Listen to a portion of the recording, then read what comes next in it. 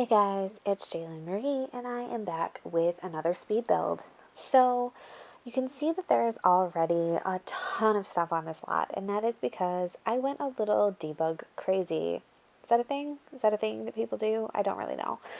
But I think that I went there. I don't use the debug items a lot. I think it's because I find it kind of frustrating to search through all of those different items because they're not categorized clearly, and it can just be a really tedious process trying to find what you want. So I don't use them a lot, but I really wanted to build what I'm calling a gardener's paradise. I wanted there to be plants that were already there. I didn't want to have to hunt through and go through all the seeds and the building of the gardening skill and blah, blah, blah, blah, blah. I didn't want to do that. And so instead, I really focused this entire build around this idea that this is a person who just wants to grow things. And so the focal point of the build really ends up being this greenhouse.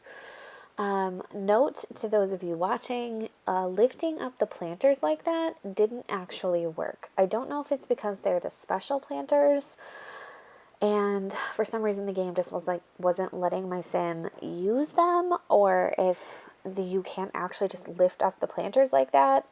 So I ended up deleting those when I actually played with this, because I have a sim, and I played with this a lot, and she's since moved away because she's like doing other things. I think she got turned into a vampire. But anyway, I that didn't work. So I need to try that out again and see if it was just the type of planner that I used or what. But I do use a lot of the debug plants here to really build up a lot of this landscaping in a way that doesn't add a ton of lot value, so that the home is still relatively low in price while still being really sort of like really established, I guess, is sort of the idea that I was looking for. I was also kind of taking a break from doing tiny living. I had been doing so much tiny living, and I had been building the various types of houses according to the tiers that are available in that pack. And so I really just wanted to build something else. I wanted to take a break from that. And I loved this idea of the greenhouse. I just thought it was really cool. And so I do end up using tiny living things in this build, but this build was not meant to be a tiny home or a small home or a micro home or anything like that. I do end up using a lot of the what I guess I can't remember what pack those come from. I keep wanting to say Strangerville, but I don't think that's it. I think those are just seasons. I end up using a lot of the season stuff.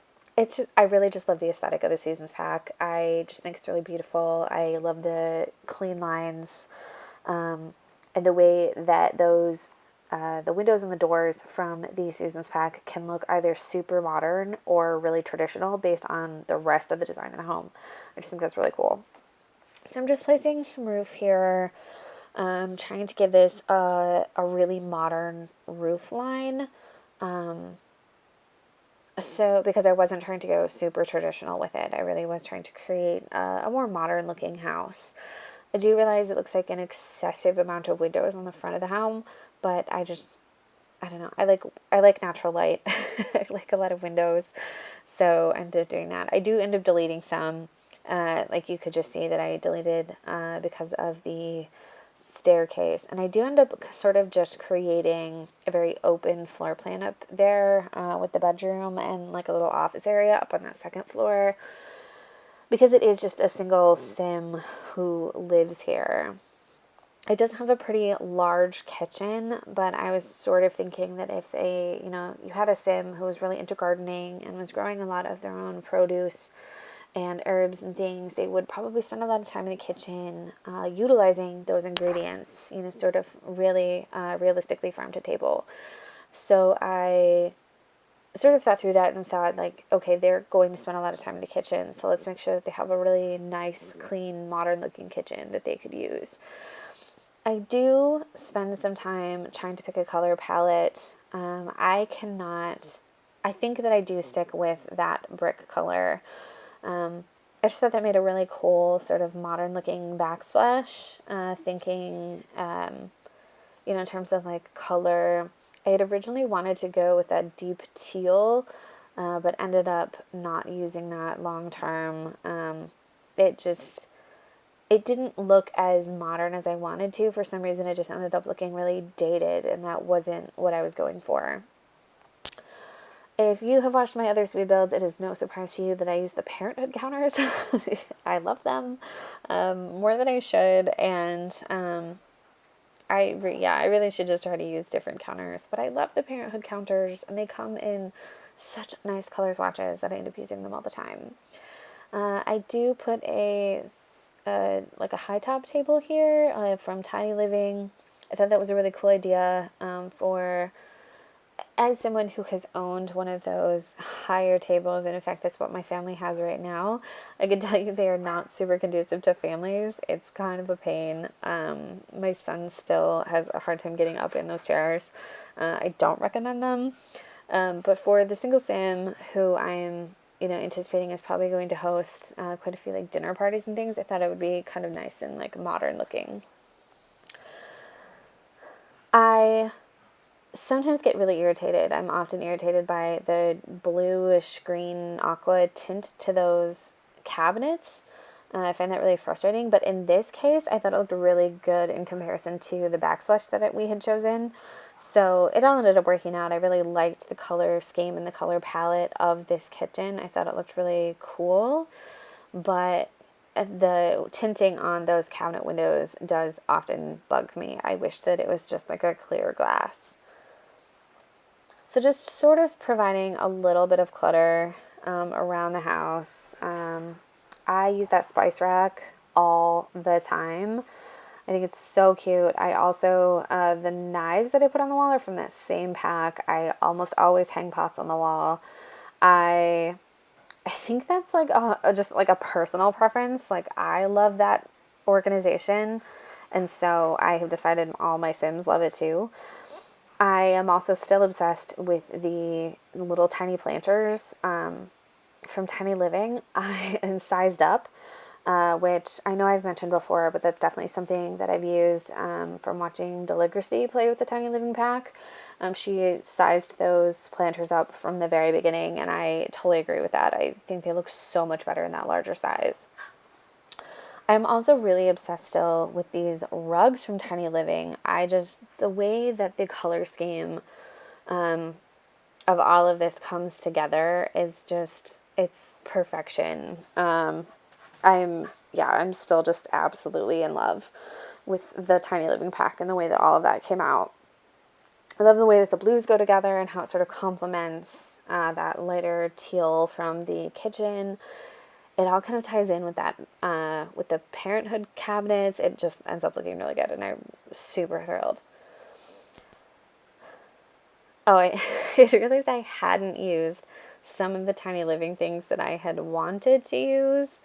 Trying to see how I felt about the Tiny Living things in a home that wasn't meant to be tiny. Turns out I still really like it.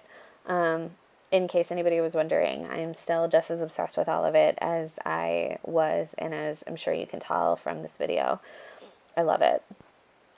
I decided here, I had mentioned this earlier in the video, but I had decided here that I wanted to do sort of this idea of like sort of a loft, but without really being lofted, but this idea of a very open floor plan. Like you'd walk upstairs and there's the bedroom.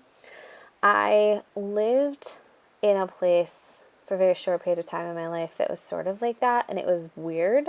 And I was actually a kid when I lived in it, and it was kind of weird, but at the same time it was kind of cool.